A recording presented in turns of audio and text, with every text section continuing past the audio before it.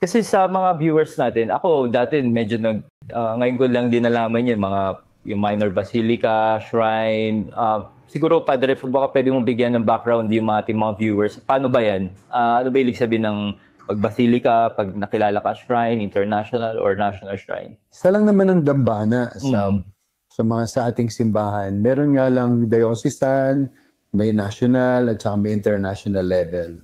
Pag po diocesan shrine, ibig sabihin yung debosyon dun sa imahin doon ay dun lang sa local diocese at declared by yung local ordinary ng bishop. Pag naman naging national shrine, yung isang dambana, ibig sabihin yung debosyon niya ay pang buong Pilipinas. Ang nagde-declare po nun ay ang Catholic Bishop Conference of the Philippines.